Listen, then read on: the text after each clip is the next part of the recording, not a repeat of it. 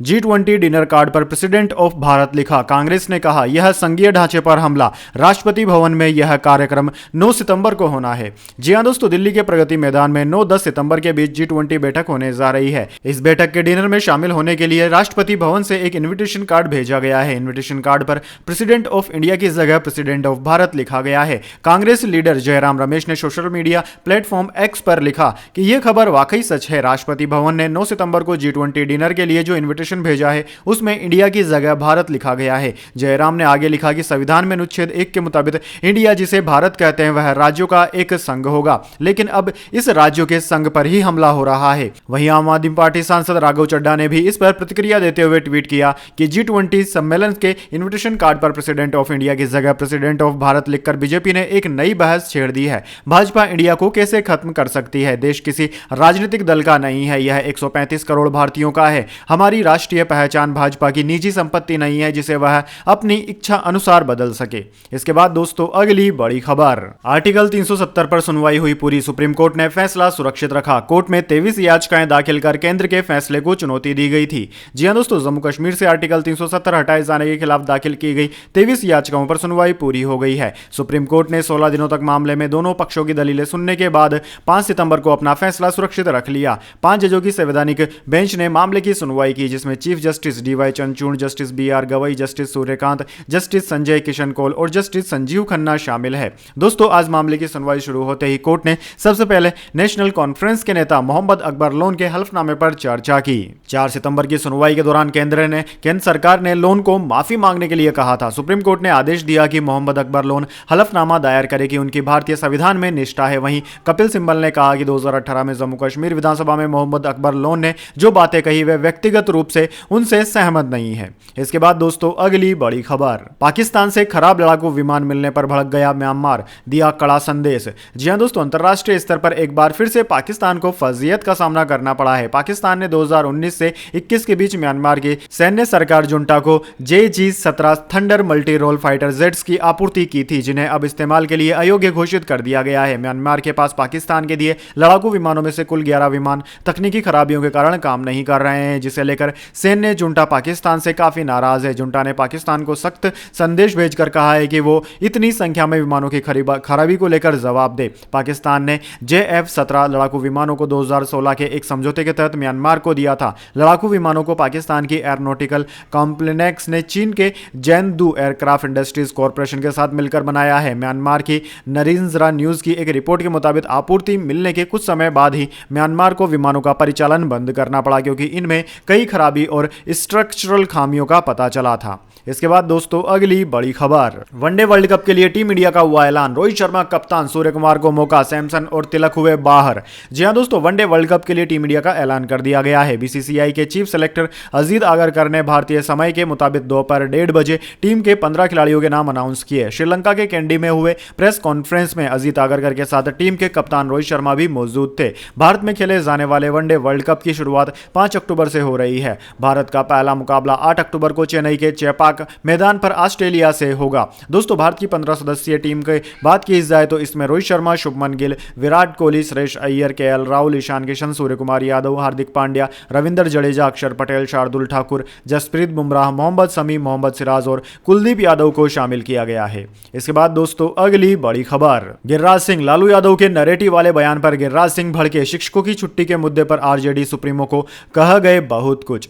जी हां दोस्तों, सनातन धर्म पर उदयनिधि स्टालिन के बयान को लेकर देश में अभी बवाल छिड़ा हुआ है। इसके साथ ही प्रधानमंत्री नरेंद्र मोदी को लेकर नैरेटिव वाले बयान पर बिहार में सियासत गरमाई हुई है। केंद्रीय मंत्री गिरिराज सिंह ने मंगलवार को लालू प्रसाद यादव के बयान पर पलटवार किया। उन्होंने कहा कि लालू प्रसाद यादव बड़े नेता है, हिंदुओं को जातियों में बांटना उनका काम है। नरेंद्र मोदी के नैरेटिव वाले बयान भी उन्होंने ही दिया है। यह प्रयोग हिंदुओं की छुट्टी को रद्द करके किया गया और देख रहे थे वे लोग कि थर्मामीटर लगाकर क्या हुआ। उन्होंने कहा कि हिंदुत्व तो उनका कभी वोट बैंक नहीं रहा, मुसलमान उनका वोट बैंक रहा है। हिंदू की छुट्टी को इसलिए रद्द तो कर दिए, लेकिन हिंदू ने जब अंगड़ाई ली तो इनके नैरेटिव को जवाब दे दिया। गिरिराज सिंह ने कहा कि मैं तो नहीं कहूंगा कि हिंदू ने नैरेटिव दाब दी, लेकिन नैरेटिव दब गई, छुट्टी वापस लेना पड़ा। रक्षाबंधन के दिन छुट्टी रद्द की गई। मास्टर साहब तो स्कूल में आए परंतु हिंदू का बच्चा स्कूल में नहीं गया। इसके बाद दोस्तों अगली बड़ी खबर, भारत में 1901 के बाद अगस्त सबसे गर्म रहा। दिल्ली में 4 सितंबर को टूटा 85 साल का रिकॉर्ड, 40 डिग्री से ज्यादा तापमान दर्ज। जी हां दोस्तों, सितंबर का महीना शुरू हो गया है, लेकिन देश के लोगों को अभी भी गर्मी से राहत नहीं मिल रही है। इसकी बड़ी वजह सामान्य से कम बारिश होना है। मौसम विभाग के आंकड़ों के मुताबिक 4 सितंबर तक देश में सामान्य से 11% कम बारिश हुई। इसलिए इस बार अगस्त में एक सदी से भी ज्यादा समय यानी कि लगभग 1901 के बाद सबसे अधिक तापमान दर्ज किया गया। उधर दोस्तों, दिल्ली में सोमवार को पिछले 85 सालों में सबसे गर्म दिन रहा। राजधानी का अधिकतम तापमान 40.1 डिग्री सेल्सियस दर्ज किया गया, जो कि सामान्य से 6 डिग्री ज्यादा है। यह पिछले 85 सालों में सबसे गर्म है, जो कि 1938 के बाद से है। दोस्तों, भारत में एक सदी से भी ज्यादा समय में इस बार सबसे सूखा अगस्त रहा है, जिसमें सामान्य से 36% कम बारिश हुई। मौसम एक्सपर्ट्स का कहना है कि इस बार मानसून सामान्य रहेगा और सितंबर में बारिश की कमी पूरी हो जाएगी। 4 सितंबर के बाद बारिश में तेजी आएगी। इसके बाद दोस्तों, अगली बड़ी खबर, अगर इंडिया गठबंधन का नाम बदलकर भारत रख दें तो सीएम अरविंद केजरीवाल ने कहा। दरअसल दोस्तों, G20 शिखर सम्मेलन में भाग लेने वाले विदेशी नेताओं के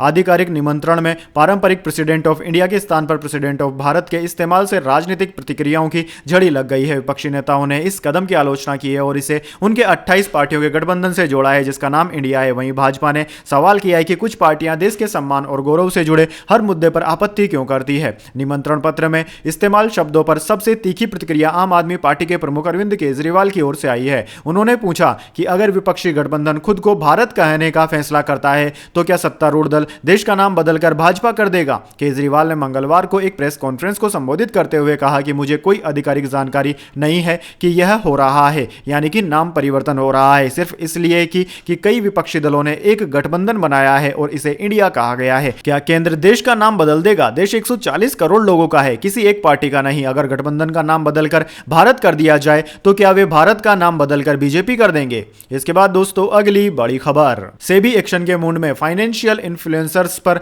लगाम लगाने की तैयारी। जी हां दोस्तों, निवेशकों तक सटीक और निष्पक्ष जानकारी पहुंचाने के लिए बाजार नियामक सेबी फाइनेंशियल इन्फ्लुएंसर्स पर अंकुश लगाने की तैयारी कर रहा है। वित्तीय इन्फ्लुएंसर डिजिटल मीडिया चैनल आदि के माध्यम से लोगों को निवेश के बारे में सलाह देते हैं। दरअसल दोस्तों, ऐसा पता चला था कि यह वित्तीय इन्फ्लुएंसर सोशल मीडिया पर एक पोस्ट करने के लिए 7.5 लाख रुपए तक लेते हैं और अपनी राय से लोगों के वित्तीय फैसलों को प्रभावित करते हैं। हालांकि अब इन्हें नियामक के दायरे में आना होगा, क्योंकि भारतीय प्रतिभूति एवं विनिमय बोर्ड सेबी इनकी तेजी से बढ़ती संख्या को नियंत्रित करने की तैयारी कर रहा है। वहीं दोस्तों, आपकी जानकारी के लिए बता दें, प्रस्ताव के तहत वित्तीय इन्फ्लुएंसर को सेबी के पास अपना पंजीकरण कराना होगा और विशिष्ट दिशा निर्देशों का पालन करना होगा। इसके अलावा इनके म्यूचुअल फंड और शेयर ब्रोकरों के साथ साझेदारी करने पर भी प्रतिबंध लगाने का प्रस्ताव है। सोशल मीडिया पर कई इन्फ्लुएंसर अच्छी जानकारी देते हैं, लेकिन इस बात की आशंका बढ़ रही है कि अनियंत्रित इन्फ्लुएंसर जोखिमों को बढ़ा सकते हैं और पक्षपातपूर्ण या भ्रामक सलाह दे सकते हैं। इसके बाद दोस्तों, अगली बड़ी खबर, सौरव गांगुली पर बन रही है बायोपिक। आयुष्मान खुराना प्ले कर सकते हैं दादा का रोल, फाइनल हो चुकी है फिल्म की स्क्रिप्टिंग। जी हां दोस्तों, आयुष्मान खुराना ड्रीम गर्ल 2 की सक्सेस एंजॉय कर रहे हैं। इस बीच आयुष्मान ने पूर्व क्रिकेटर सौरव गांगुली की बायोपिक में दादा का किरदार निभाने को लेकर बात कही है। इससे पहले यह कहा जा रहा था कि फिल्म में रणवीर कपूर सौरव गांगुली का लीड रोल प्ले करेंगे। पिंक विला से इस खबर के बारे में बात करते हुए आयुष्मान खुराना ने इस बात की पुष्टि तो नहीं की, लेकिन उन्होंने इन रिपोर्ट्स को गलत भी नहीं बताया। उन्होंने कहा कि मैं इस बारे में फिलहाल कुछ नहीं कहूंगा, मैं ऑफिशियल अनाउंसमेंट का इंतजार करना चाहिए। रिपोर्ट्स के मुताबिक इस साल के अंत तक बायोपिक की शूटिंग शुरू हो जाएगी। इस साल 26 मई को प्रोड्यूसर लव रंजन और अंकुर गर्ग सौरव गांगुली से मिलने कोलकाता गए थे। इंडिया टुडे की रिपोर्ट के मुताबिक फिल्म को लेकर सौरव गांगुली और प्रोड्यूसर्स के बीच में डिटेल डिस्कशन हो चुका है। डायरेक्टर ने सौरव गांगुली से उनकी जिंदगी के सबसे दिलचस्प किस्सों पर डिटेल में बात की है। इसके बाद दोस्तों, अगली बड़ी खबर, वित्त मंत्री निर्मला सीतारमण का वित्तीय संस्थानों को निर्देश, अपने कस्टमर से जरूर लें नॉमिनी का नाम। जी हां दोस्तों, वित्त मंत्री निर्मला सीतारमण ने बैंकों और दूसरे वित्तीय संस्थानों से यह सुनिश्चित करने को कहा है कि उनके कस्टमर्स नॉमिनी या उत्तराधिकारी का नाम अवश्य घोषित करें। रिजर्व बैंक ऑफ इंडिया यानी कि आरबीआई की एनुअल रिपोर्ट की माने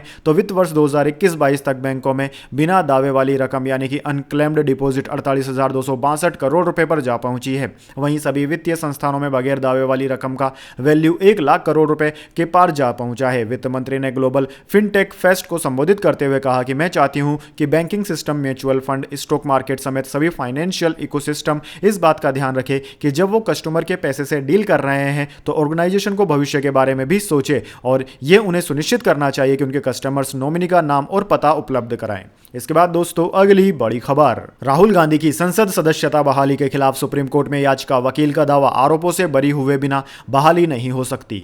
जी हां दोस्तों, कांग्रेस सांसद राहुल गांधी की लोकसभा सदस्यता बहाल किए जाने के फैसले के खिलाफ लखनऊ के वकील अशोक पांडे ने सुप्रीम कोर्ट में याचिका दाखिल की है। मोदी सरनेम केस में गुजरात की एक कोर्ट कोर्ट की तरफ से दोषी करार दिए जाने के बाद राहुल की सदस्यता 24 मार्च को रद्द कर दी गई थी। इस मामले की सुनवाई के दौरान 4 अगस्त को सुप्रीम कोर्ट ने राहुल की दोष सिद्धि पर रोक लगा दी थी। इसके बाद लोकसभा सचिवालय ने 7 अगस्त को उनकी सदस्यता बहाल कर दी थी। वकील अशोक पांडे ने अपनी याचिका में कहा कि आरोपों से बरी होने तक राहुल की सदस्यता बहाल नहीं की जा सकती। एक बार संसद या राज्य विधानसभा मंडल का सदस्य संविधान के अनुच्छेद 102, 191 और जन प्रतिनिधित्व की धारा 8(3) के तहत कानूनन अपना पद खो देता है तो वह तब तक अयोग्य रहेगा जब तक कि किसी हाईकोर्ट की ओर से उसे बरी नहीं किया जाता। इसके बाद दोस्तों जाने अगली बड़ी खबर, लेकिन उससे पहले मेरी आपसे एक छोटी सी रिक्वेस्ट है। अगर दोस्तों आपको अभी तक हमारी न्यूज पसंद आई है तो एक छोटा सा लाइक जरूर दे दीजिए, और अगर आपको पसंद नहीं आई है तो बेशक आप डिसलाइक भी कर सकते हैं, लेकिन दोस्तों लाइक और डिसलाइक जरूर कीजिए, क्योंकि दोस्तों यही हमारी मेहनत का फल होता है और इसी से हमें पता चलता है कि आपको हमारी वीडियोस पसंद आ रही है या नहीं। तो चलिए दोस्तों जान लेते हैं आज की अगली बड़ी खबर। शेयर बाजार खबर, विष्णु प्रकाश का शेयर 47% चढ़ा, सेंसेक्स 152 अंक की तेजी के साथ 65,780 पर बंद, निफ्टी भी 46 अंक ऊपर रहा। जी हां दोस्तों, शेयर बाजार में मंगलवार को मामूली तेजी देखने को मिली। सेंसेक्स 152 अंक की तेजी के साथ 65,780 के स्तर पर बंद हुआ। वहीं निफ्टी में करीब 46 अंकों की तेजी देखने को मिली और यह 19,574 के स्तर पर बंद हुआ। सेंसेक्स के 30 शेयरों में से 20 में तेजी और 10 में गिरावट देखने को मिली। विष्णु प्रकाश आर पुंगलिया का शेयर आज शेयर बाजार में लिस्ट हुआ। बीएसई पर इसकी 163.30 रुपए के भाव पर एंट्री हुई, यानी कि आईपीओ निवेशकों को 65% लिस्टिंग गेन मिला। हालांकि दोस्तों बाद में यह थोड़ा नीचे आया और 144.80 रुपए पर बंद हुआ, यानी कि आईपीओ निवेशक अभी 46.26% मुनाफे में है। वहीं दोस्तों आज के मार्केट में निफ्टी 50 के टॉप गेनर और टॉप लूजर स्टॉक्स की बात की जाए तो निफ्टी 50 के टॉप गेनर में आज अपोलो हॉस्पिटल्स, कोल इंडिया और सन फार्मा रहे, जबकि टॉप लूजर्स में अल्ट्राटेक सीमेंट, डॉक्टर रेड्डीज और एसबीआई लाइफ रहे। इसके बाद दोस्तों अगली बड़ी खबर, अगस्त में यूपीआई ट्रांजैक्शन 1000 करोड़ के पार, टोटल लेन देन की वैल्यू 15.18 लाख करोड़, जुलाई में 996 करोड़ थी यूपीआई पेमेंट की संख्या। जी हां दोस्तों, अगस्त 2023 में यूपीआई ट्रांजैक्शंस की संख्या बढ़कर 1024 करोड़ हो गई। वहीं अगस्त में टोटल ट्रांजैक्शंस की वैल्यू यानी कि लेन देन की राशि 15.18 लाख करोड़ रुपए से ज्यादा रही। यह ट्रांजैक्शन पिछले साल इसी महीने के मुकाबले करीब 400 करोड़ ज्यादा है और इसके जरिए ट्रांसफर की गई राशि करीब 5 लाख करोड़ रुपए ज्यादा है। अगस्त 2022 में यूपीआई के टोटल 658 करोड़ ट्रांजैक्शंस किए गए थे। इस साल जुलाई में यूपीआई के जरिए टोटल ट्रांजैक्शंस 996 करोड़ रहे थे। दोस्तों 1000 करोड़ ट्रांजैक्शंस का आंकड़ा पार करने पर एक्सपर्ट्स का मानना है कि इसके अभी और बढ़ने की उम्मीद है। वर्ल्ड लाइन इंडिया में सीनियर वाइस प्रेसिडेंट सुनील रोंगना ने कहा कि पर्सन टू पर्सन यानी कि P2M यानी कि यूपीआई ट्रांजैक्शन सालाना दर पर 100% से ज्यादा की गति से बढ़ रहा है। इसके बाद दोस्तों अगली बड़ी खबर, राजस्थान बदल रहा नहीं है, बदल चुका है, एनडीटीवी राजस्थान के लॉन्च पर बोले मुख्यमंत्री अशोक गहलोत। जी हां दोस्तों, एनडीटीवी राजस्थान चैनल लॉन्च के मौके पर एनडीटीवी के editor in chief Sanjay Pugalia से खास बातचीत में सीएम अशोक गहलोत ने कहा कि अब राजस्थान बहुत बदल गया है, हर जगह राजस्थान की चर्चा हो रही है। हमने कुछ तो किया होगा जो चर्चा हो रही है। हमने कई ऐसे काम किए जो अन्य राज्यों में नहीं हुआ। लोगों का हेल्थ कार्ड बनाया, छात्रों के लिए राज्य में पढ़ाई की व्यवस्था की गई, एजुकेशन से लेकर हेल्थ तक हमने हर क्षेत्र में काम किया है। सामाजिक सुरक्षा पर भी बहुत काम किया गया है। आईटी और सोलर ऊर्जा में तो हम नंबर 1 है, जबकि पहले राजस्थान पिछड़ा हुआ था। बदल नहीं रहा, राजस्थान बदल चुका है। अब हमारा टारगेट 156 सीटें जीतने का है। मोदी जी का नाम राजस्थान में नहीं चलने वाला, राजस्थान में गुड गवर्नेंस है। सत्ता विरोधी लहर राजस्थान में नहीं है, जनता रिपीट करने के मूड में है। बीजेपी को मालूम होना चाहिए किससे पाला पड़ा है। इसके बाद दोस्तों अगली बड़ी खबर, आरबीआई गवर्नर बोले घट रही है सब्जियों की कीमत, महंगाई को लेकर सेंट्रल बैंक है पूरी तरह से सजग। जी हां दोस्तों, आरबीआई गवर्नर शक्तिकांत दास ने कहा है कि महंगाई के दूसरे दौर से प्रभाव को लेकर सेंट्रल बैंक पूरी तरह सजग है। उन्होंने कहा कि साग सब्जियों की कीमतों में तेज उछाल के चलते जुलाई 2023 में खुदरा महंगाई दर 7.44% पर जा पहुंची है, लेकिन अब सब्जियों के दामों में कमी आने लगी है। शक्तिकांत दास ने कहा कि आरबीआई महंगाई दर को 4% पर लाने के लिए हर संभव प्रयास करा जा रहा है। दिल्ली स्कूल ऑफ इकोनॉमिक्स के डायमंड जुबली लेक्चर को संबोधित करते हुए आरबीआई गवर्नर ने कहा कि महंगाई दर जब कम और स्टेबल थी तो इसके चलते परिवारों और कारोबारी जगत को लंबी अवधि के लिए बचत और निवेश योजना बनाने में बहुत मदद मिली थी, लेकिन जरूरी वस्तुओं की सप्लाई के झटके अब लगातार लग रहे हैं। इसके चलते महंगाई पर काबू पाने से लेकर उसके प्रबंधन में दिक्कतों का सामना करना पड़ रहा है। इसके बाद दोस्तों अगली बड़ी खबर, गेल के एग्जीक्यूटिव डायरेक्टर सहित 5 लोग हुए गिरफ्तार, सरकारी कंपनी के प्रोजेक्ट्स पर 50 लाख रिश्वत मांगने का आरोप। जी हां दोस्तों, सेंट्रल ब्यूरो ऑफ इन्वेस्टिगेशन यानी कि सीबीआई ने 50 लाख की रिश्वतखोरी के मामले में gas authority of India limited यानी कि GAIL गेल के एग्जीक्यूटिव डायरेक्टर KB सिंह सहित 5 लोगों को गिरफ्तार कर लिया है। हालांकि अभी तक KB सिंह के अलावा अन्य 4 लोगों की पहचान सार्वजनिक नहीं की गई है। न्यूज एजेंसी PTI ने अधिकारियों के हवाले से मंगलवार को बताया कि दिल्ली, नोएडा, विशाखापट्टनम में सीबीआई गिरफ्तार एग्जीक्यूटिव डायरेक्टर और अन्य लोगों के ठिकानों पर तलाशी ले रही है। सीबीआई का आरोप है कि केपी सिंह ने सरकारी कंपनी गेल के पाइपलाइन प्रोजेक्ट में फायदा पहुंचाने के लिए रिश्वत की मांग की थी। गेल के शेयर में आज 0.77% की तेजी रही। दिन भर कारोबार के बाद कंपनी का शेयर 0.95 रुपए की तेजी के साथ 123.65 रुपए के स्तर पर बंद हुआ। इसके बाद दोस्तों अगली बड़ी खबर, आनंद महिंद्रा ने इसरो को कहा धन्यवाद, बोले भविष्य में एक दिन चांद की सतह पर थार ई को उतारेंगे। जी हां दोस्तों, चांद पर विक्रम लैंडर और प्रज्ञान रोवर की सफल लैंडिंग के बाद अब हाल ही में आनंद महिंद्रा ग्रुप के चेयरमैन आनंद महिंद्रा ने इसरो को धन्यवाद कहा है। इतना ही नहीं, आनंद महिंद्रा ने सोशल मीडिया प्लेटफॉर्म एक्स पर एक वीडियो शेयर कर चांद पर अपनी कार थार इलेक्ट्रिक को उतारने की इच्छा जाहिर भी की है। आनंद महिंद्रा ने एक्स पर जो एनिमेशन वीडियो शेयर किया है, इस एडिटेड एनिमेशन क्लिप में चांद की सतह पर विक्रम लैंडर से प्रज्ञान रोवर की जगह थार ई का कार बाहर आते नजर आ रही है। इस वीडियो क्लिप के कैप्शन में आनंद महिंद्रा ने लिखा कि हमारी महत्वाकांक्षाओं को उड़ान देने के लिए धन्यवाद इसरो। इसके बाद दोस्तों अगली बड़ी खबर, पाकिस्तान में शिया बोले कारगिल हाईवे को खोलो, हम भारत जाएंगे, फौज को दहशतगर्द बताया, बगावत दबाने आर्मी चीफ मुनरो ने भेजे उलेमा। जी हां दोस्तों, पाकिस्तान के कब्जे वाले गिलगिट बाल्टिस्तान में इन दिनों घमासान मचा है। कट्टरपंथी सुन्नी संगठनों और पाकिस्तानी सेना के दमन के खिलाफ अल्पसंख्यक सियाओं ने विद्रोह कर दिया है। पहली बार इस क्षेत्र के सिया संगठन फौज के खिलाफ आवाज उठा रहे हैं। भारत से लगभग 90 किलोमीटर दूर स्कुर्दू में शिया समुदाय के लोग भारत की ओर जाने वाले कारगिल हाईवे को खोलने की मांग पर अड़ गए हैं। उनका कहना है कि वे अब पाकिस्तानी फौज की हुकूमत वाले गिलगिट बाल्टिस्तान में नहीं रहना चाहते, वे भारत जाना चाहते हैं। गिलगिट बाल्टिस्तान की लगभग 20 लाख की आबादी में से 8 लाख शियाओं के बगावती तेवरों को देखते हुए पाकिस्तान फौज के 20,000 अतिरिक्त जवानों को तैनात किया गया है। इसके बाद दोस्तों अगली बड़ी खबर, फुकरे 2 ट्रेलर हुआ लॉन्च, जोरदार एंटरटेनमेंट के साथ अपनी पलटन लेकर आ रही है भोली पंजाबन। जी हां दोस्तों, ऋचा चड्ढा और पुलकित सम्राट की मल्टी स्टारर फिल्म फुकरे को कोई नहीं भूल सकता। अब इसका तीसरा पार्ट जल्द ही रिलीज होने का ऐलान कर दिया गया है। हाल ही में फिल्म के पोस्टर जारी किए गए थे, जिसके साथ ही फिल्म की रिलीज डेट का ऐलान कर दिया गया था। वहीं दोस्तों अब फिल्म का ट्रेलर भी रिलीज कर दिया गया है। इस बार भी दर्शकों के लिए फुकरे का मजा दुगना होने वाला है, क्योंकि इस बार भी साथ देने आ रहे हैं पंकज त्रिपाठी, जिनकी कॉमिक टाइमिंग पर तो फैंस वैसे ही फिदा हैं। दोस्तों 2 मिनट 51 सेकंड का यह ट्रेलर आपकी उम्मीदों पर खरा उतरता नजर आ रहा है। यह आपको 10 साल पीछे फुकरे की यादों में ले जाएगा। ट्रेलर की शुरुआत होती है वरुण शर्मा और पुलकित सम्राट यानी कि चूचा और हनी भाई के उस स्कूल से होती है जिसमें वो लगातार फेल होते रहे हैं। वैसे दोस्तों फिल्म की बात करें तो फिल्म जल्द ही सिनेमाघरों में रिलीज होने वाली है। इसी महीने की 28 तारीख को यह फिल्म सिनेमाघरों में रिलीज हो जाएगी। इसके बाद दोस्तों अगली बड़ी खबर, सनातन धर्म पर उदयनिधि स्टालिन के विवादित बयान पर तेजस्वी यादव की 2 टूक।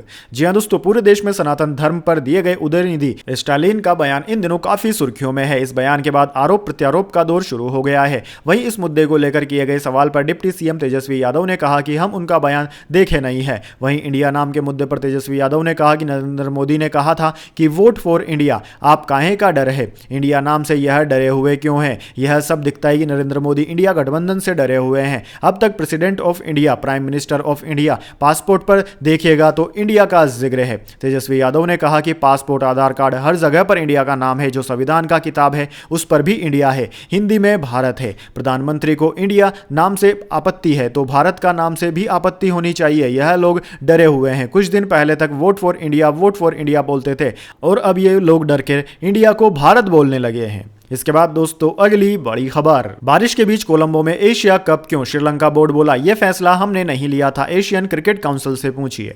जी हां दोस्तों, एशिया कप में सोमवार को भारत के लगातार दूसरे मैच में भी बारिश ने खलल डाला। पाकिस्तान के खिलाफ पहला मैच बेनतीजा रहा, जबकि दूसरे मैच की दूसरी पारी को 50 से घटाकर 23 ओवर का करना पड़ा। नेपाल को हराकर भारत तो सुपर 4 स्टेज में पहुंच गया, लेकिन श्रीलंका में बारिश के बीच हो रहे एशिया कप ने एशियन क्रिकेट काउंसिल के मैनेजमेंट की पोल खोल दी। सुपर 4 स्टेज की 6 में से 5 मैच कोलंबो में खेले जाने थे, लेकिन शहर में बाढ़ जैसे हालात हैं और अगले 10 दिनों तक शहर में भारी बारिश की चेतावनी है। इस कारण सुपर 4 के मैच कोलंबो से हबन टोटा शहर में शिफ्ट कर दिए गए हैं। दोस्तों बड़ा सवाल यह है कि अगर पहले से पता था कि सितंबर महीने में दूसरे सप्ताह के बाद श्रीलंका में बारिश बहुत होती है, तो फिर वहां एशिया कप कराया ही क्यों जा रहा है? इस सवाल पर श्रीलंका क्रिकेट बोर्ड से पूछा तो बोर्ड अधिकारी ने नाम न बताने की शर्त पर कहा कि श्रीलंका में एशिया कप कराने का फैसला हमने नहीं लिया, यह फैसला एशियन क्रिकेट काउंसिल एसीसी का है। आपको उनसे ही सवाल पूछना चाहिए। यानी बोर्ड ने साफ तौर पर एसीसी को इस मिसमैनेजमेंट के पीछे जिम्मेदार बताया है।